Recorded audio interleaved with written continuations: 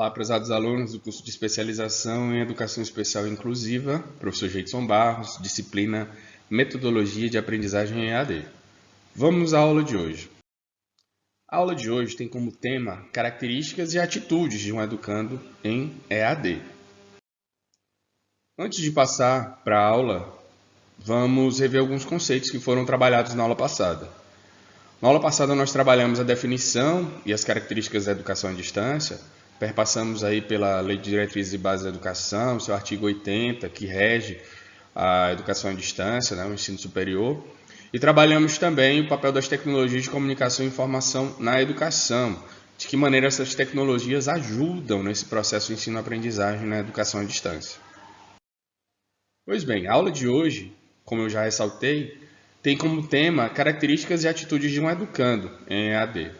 Objetivos específicos: aprofundar os conhecimentos relacionados à prática da educação à distância e apresentar as características fundamentais para o sucesso no processo de ensino-aprendizagem no ambiente virtual. O conteúdo é o papel do aluno, autonomia, comunicação, reflexão, organização, construção coletiva do conhecimento e plágio. Então vejamos, características e atitudes de um educando em EAD. Estudar na modalidade à distância requer o desenvolvimento de habilidades diferentes da modalidade presencial, procurando se adaptar no menor espaço de tempo possível ao cumprimento dos prazos das atividades semanais, entendendo as responsabilidades de cada personagem desse ambiente e suas atribuições. Dentro do curso, nós temos atividades que serão propostas a vocês: fórum, atividades online, nós teremos avaliação presencial. E, como ressaltado na aula passada, diferentemente da modalidade presencial, em que o aluno tem um horário fixo, em que ele frequenta a escola, um horário fixo, por exemplo, as aulas da manhã de 7 até 12h30, o horário da tarde de 1 às 17h30. Então, diferentemente do ensino presencial, o ensino remoto tem como característica essa flexibilidade de horário, porque o aluno que organiza esse tempo para melhor aproveitar esse processo. O planejamento do tempo de estudos com o estabelecimento de horários para a leitura e realização das atividades da semana pode ser considerada como uma meta primordial para quem deseja realizar um curso na modalidade à distância, aproveitando os canais de contato com a equipe de tutoria e com os colegas de curso, por meio de ferramentas de interação síncrona e assíncronas. Com relação a isso, eu quero até fazer aqui uma ressalva. Na aula passada, eu falei que eu estava gravando o vídeo naquele momento. Foi assim uma espécie de confusão. Na verdade, eu estava sim gravando o vídeo naquele momento, mas o vídeo não estava sendo transmitido para vocês. Professor, quando é que eu vou ter uma atividade síncrona e uma atividade assíncrona? Prezados, assíncrona é esse exemplo de videoaula. Eu estou gravando essa videoaula nesse momento, mas ela não está sendo transmitida ao vivo para vocês. Ela vai ser postada na plataforma na unidade 2. Diferentemente, se eu estivesse aqui conversando com vocês, se essa aula estivesse sendo ao vivo, nós teríamos uma atividade síncrona, ou seja, que acontece naquele mesmo tempo. Outro exemplo de atividade assíncrona é o fórum. Você pode, por exemplo, postar a resposta no fórum ao questionamento que é realizado, meio-dia, ou no seu horário de descanso, à noite, e o professor ou os seus colegas terem acesso no dia seguinte. Então, não é algo que acontece ali de maneira direta, não acontece ali de maneira instantânea. Um exemplo de atividade síncrona que acontece de maneira instantânea é o chat.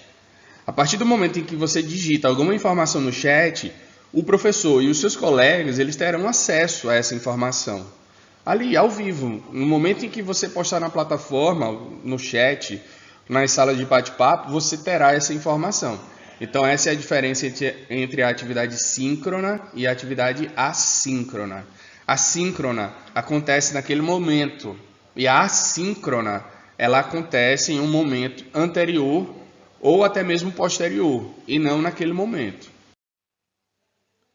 Dessa maneira, o estudante precisa observar que as semanas letivas começam sempre na segunda e terminam no domingo.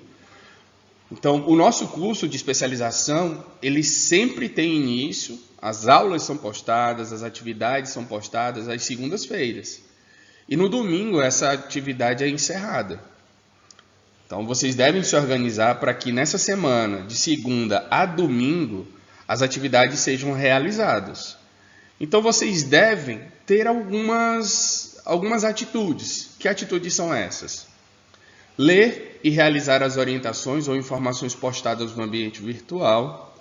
Ler no livro impresso os capítulos propostos. Não se apegar apenas à informação que nós colocamos lá, as videoaulas, Não apenas assistir as videoaulas e achar que está tudo bem, responder aos fóruns e achar que está tudo bem. Nós sempre colocamos um material complementar, e esse material complementar ele deve ser levado em consideração, ele deve ser estudado. Interagir com o seu tutor, esclarecendo dúvidas ou solicitando orientação para estudo. Nós vamos ter uma parte da nossa aula voltada especificamente para apresentar a estrutura da educação à distância. Eu vou apresentar a plataforma Moodle para vocês, a plataforma do Instituto Federal. Vou falar sobre o professor formador, vou falar sobre o professor tutor, vou falar sobre o coordenador de polo, vou apresentar as ferramentas para vocês.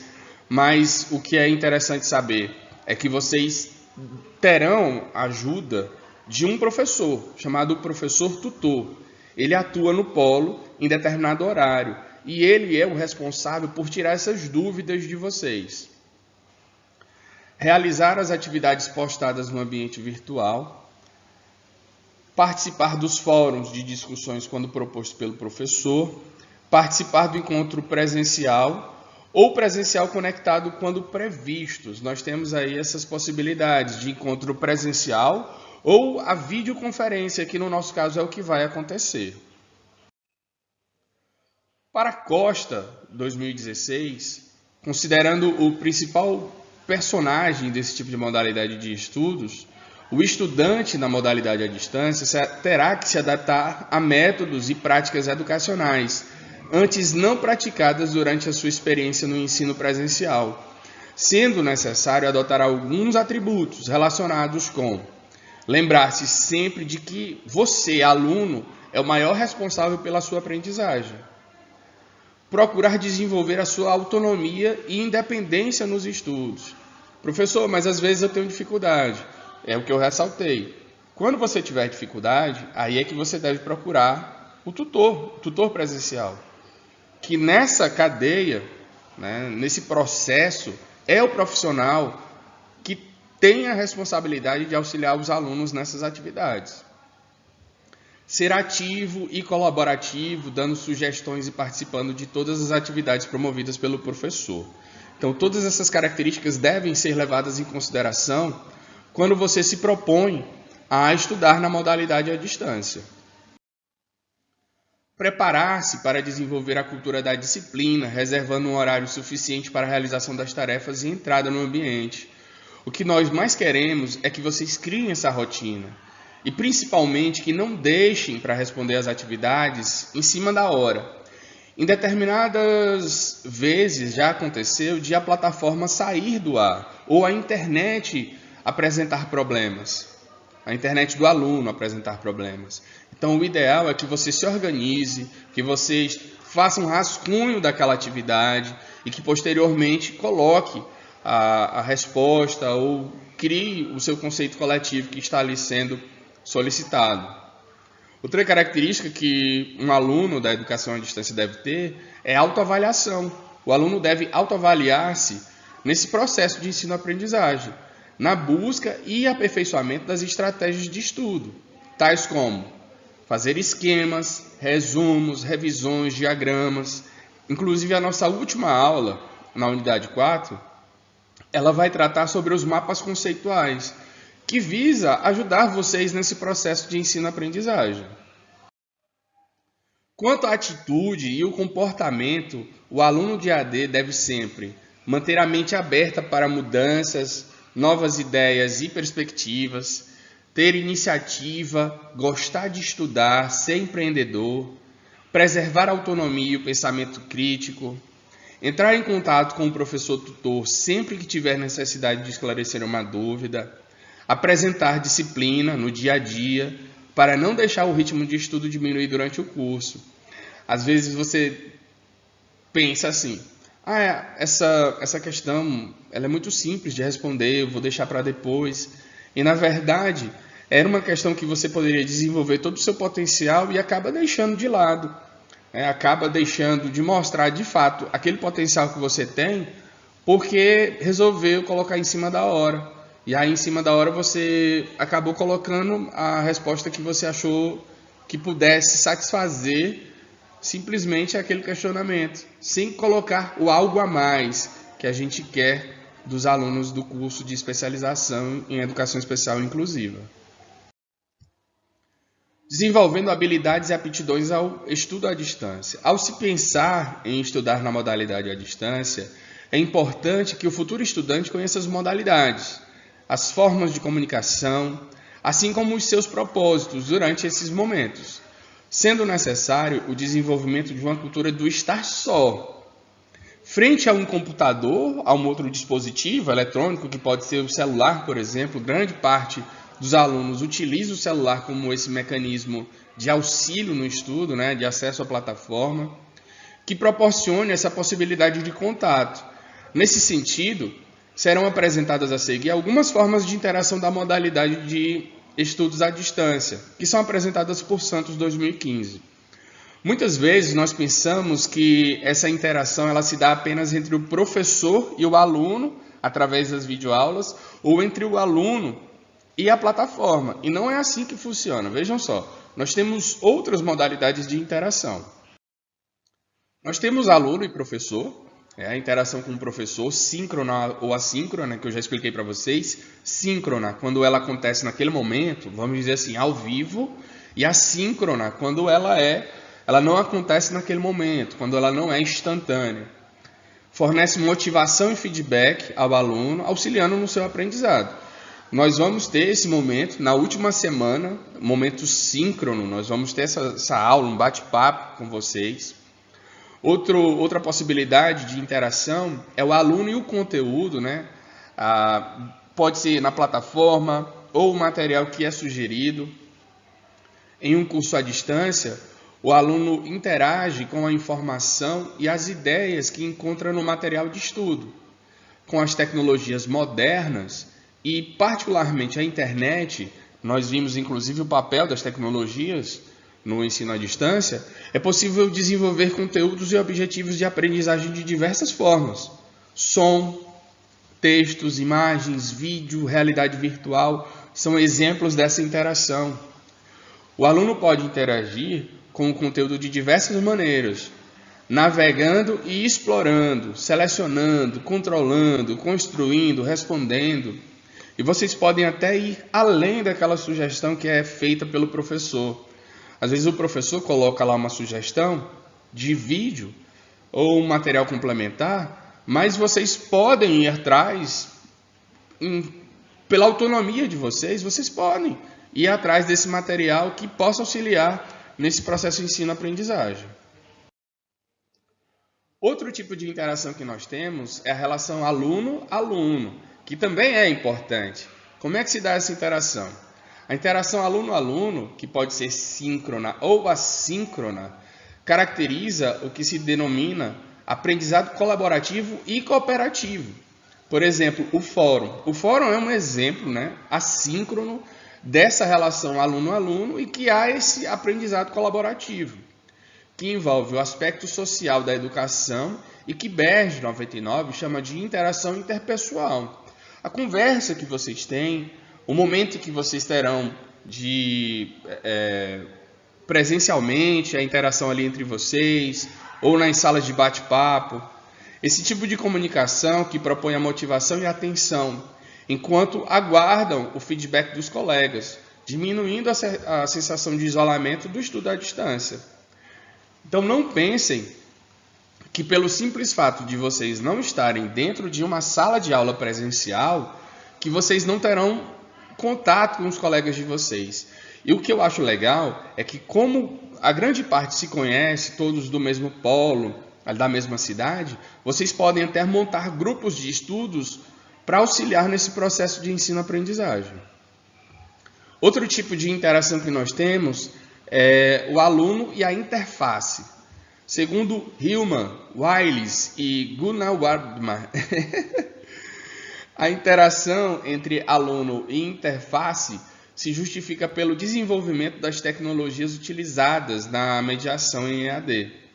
Nesse sentido, é essencial que o design educacional utilize estratégias para facilitar a aquisição das habilidades necessárias para os alunos participarem adequadamente de cursos à distância. A interação aluno-interface, portanto, dá conta das interações que ocorrem entre o aluno e a tecnologia, já que o aluno precisa utilizá-la para interagir com o conteúdo, o professor e outros alunos. Então, nesse caso da interface, nós temos todo um desenho, um processo que visa auxiliá-los dentro da própria plataforma, outro dentro da própria apostila que é sugerida a vocês. Então, todo esse processo de construção, ele visa auxiliar nesse processo de ensino-aprendizagem. Para Costa, 2016, aprender, independentemente de qualquer modalidade de ensino, requer do educando características como autonomia, disciplina e comprometimento. Então, vejam só, não é porque eu estou na modalidade à distância ou porque eu estou na modalidade presencial que eu vou abrir mão de características como essa. Porque essas características, elas são, para Costa 2016, características fundamentais, características essenciais para o sucesso no ensino, no processo ensino-aprendizagem. Então vejam só, vejamos cada uma dessas opções, dessas características. Organização. Quem frequenta um curso presencial geralmente segue uma grade de horários com todas as aulas da semana, normalmente ministradas em apenas um turno. Você pode pensar em um ensino presencial em que as aulas ocorram de segunda a sexta, de 7 a 12h30, por exemplo. No caso de um curso à distância, caberá ao aluno, caberá a vocês construir o seu próprio plano de estudos ou a sua grade de horário. Isso aí tem a ver justamente com a possibilidade, o horário livre que vocês têm. A vantagem, no caso da educação à distância, é que o estudante possui maior flexibilidade para criar o próprio cronograma de aulas. Portanto, é possível organizar o plano de estudos conforme horários mais convenientes, como o período noturno. Geralmente, as pessoas que trabalham de manhã tendem a responder essas atividades no turno da noite, no horário do almoço, o fim de semana. São horários livres, São horários em que o aluno tem mais essa disposição, essa disponibilidade para responder essas atividades. Só que o aluno não pode confundir flexibilidade com procrastinação, ou seja, ir deixando para depois. Depois eu respondo, mais tarde eu respondo. Porque isso requer, na verdade, essa organização requer do aluno disciplina. E quando você faz isso, você acaba adiando esse processo. Um processo que deveria ser construtivo, no final das contas, acaba se tornando meio que, entre aspas, um livramento. Eu já fiz a atividade, agora eu estou livre. Não é assim. Organizar-se para o alcance de um objetivo denota responsabilizar-se pela sua atividade, o que significa cumprir a parte que lhe cabe no processo de ensino-aprendizagem. Ou seja, você tem que ler o material, você tem que fazer os exercícios, você tem que interagir nos fóruns de discussão. E sobre o fórum já até falei, não é simplesmente colocar a resposta e achar que já acabou. Nós queremos um conhecimento, a construção de um conhecimento coletivo. Então, cabe ao aluno, de fato, interagir com os colegas no fórum de atividades, fazer as avaliações, as atividades mínimas que despertarão a construção do conhecimento. Então, é participando dessas atividades que o aluno vai construir esse conhecimento, que ele vai se organizar em torno desse processo. Outra característica que precisa ser levada em consideração é a disciplina. É necessário disponibilizar tempo para se dedicar aos estudos.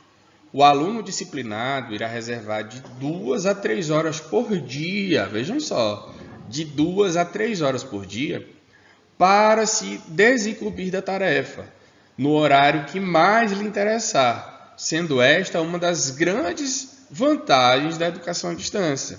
Flexibilidade e liberdade, mas é necessário ter disciplina, estudar de 2 a 3 horas por dia. Esse é o ideal para que vocês consigam desenvolver esse processo de uma maneira satisfatória. Outra característica que nós temos, que é necessária ao aluno da educação à distância, é a autonomia. E mais do que nunca, a autonomia.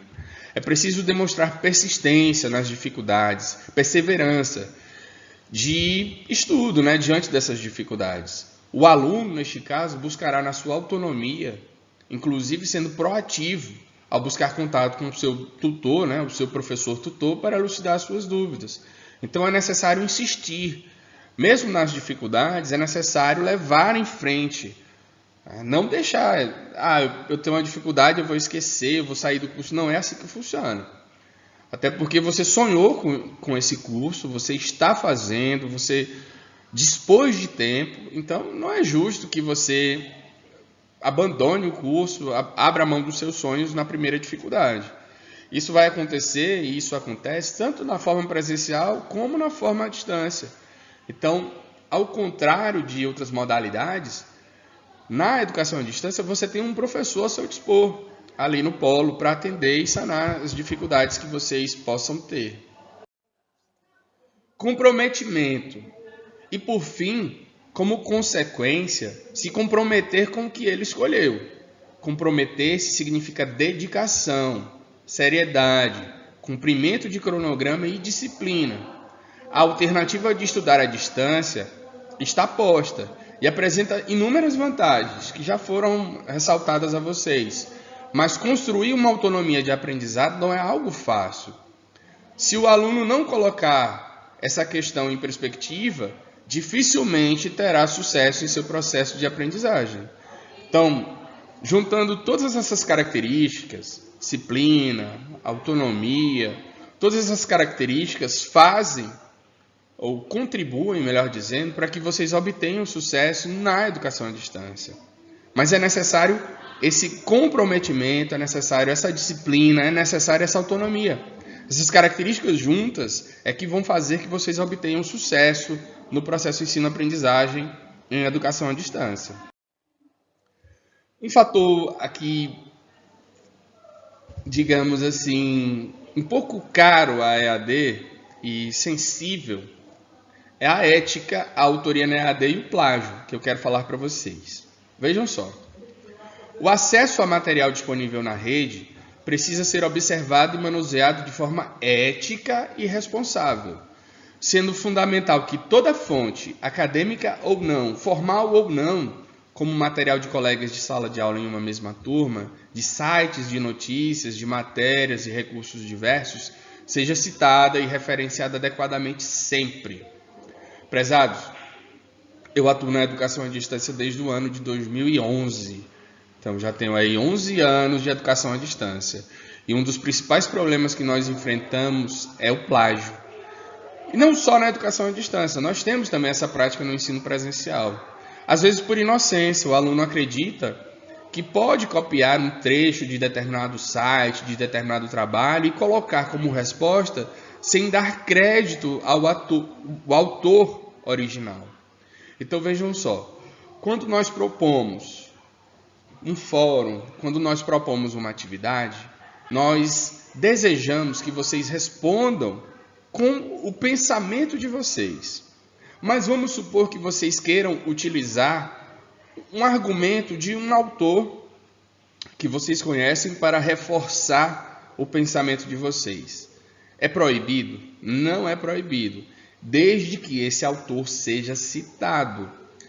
Não interessa se foi uma linha, não interessa se foi uma palavra, se houve aí uma citação a determinado autor, você deve fazer essa referência. Você deve dizer, olha, nas palavras de Costa, nas palavras de Santos, nas palavras de Silva, você deve deixar bem claro que aquele pensamento, você deve deixar bem claro que aquele argumento foi utilizado por outra pessoa. E você está se utilizando para embasar o seu argumento, para defender o seu ponto de vista. Então, muito cuidado quando vocês forem responder às atividades. E não se enganem, o professor ele sempre consegue perceber quando o aluno faz essa cópia de uma atividade, seja de um colega, seja da internet, o professor sempre consegue saber. E há inclusive ferramentas que ajudam a identificar esse processo. E nós não queremos e sabemos que isso não vai acontecer no curso de Educação Especial Inclusiva, eu tenho certeza disso. Mas o que é plágio? Plágio é o ato pelo qual você se apropria indevidamente da obra intelectual de outra pessoa. Como eu já falei. A ideia não é sua, o argumento não é seu, então você precisa deixar claro que aquele argumento não é seu, assumindo a autoria da mesma. O plágio é falta de autenticidade, falta de caráter e falta de atitude. É antiético ou mesmo imoral. É crime previsto no Código Penal, artigo 184. É mentir para si mesmo.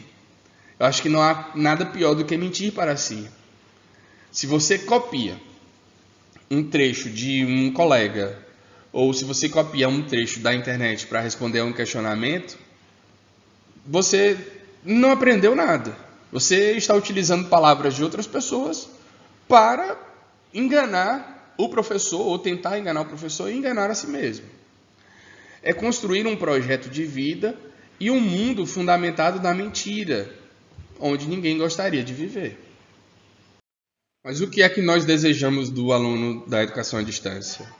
Principalmente do curso de especialização em educação especial inclusiva. A construção coletiva do conhecimento. Eu sei que nós não teremos casos de plágio aqui na sala de aula, certamente. Nós teremos casos de construção coletiva do conhecimento, que é o que nós desejamos de vocês. Professor, mas o que é esse conhecimento coletivo, né? A construção coletiva do conhecimento? Vejam só. Ao explicar esse termo tão caro à educação à distância, Costa, 2016, recorre aos conhecimentos de Kensky, 2003, página 126, destacando a importância dos trabalhos colaborativos. Nos cursos semipresenciais e à distância, as formas cooperativas e colaborativas do ensino, baseadas no ambiente virtual, podem ser utilizadas na maioria das atividades. Buscas temáticas online, fóruns, chats e muitos outros trabalhos diferenciados podem ser feitos tendo como meta a interação e a comunicação entre todos os participantes. A utilização cada vez mais frequente de trabalhos em grupo via redes foi possibilitada após um desenvolvimento de vários softwares de produção escrita coletiva, como o Wix e o Google Docs. Então nós esperamos e certamente vamos ter casos de construção coletiva do conhecimento e não de plágio, certamente. E essa construção coletiva, ela se dá dessa forma, que são ferramentas que nós vamos utilizar. Os fóruns, os chats, as atividades presenciais e as atividades online, todas essas perspectivas, todas essas ferramentas que serão utilizadas no processo, tá bom? Então, galera, eu sinceramente espero que não restem dúvidas sobre as características de um educando em EAD, características necessárias a esse processo.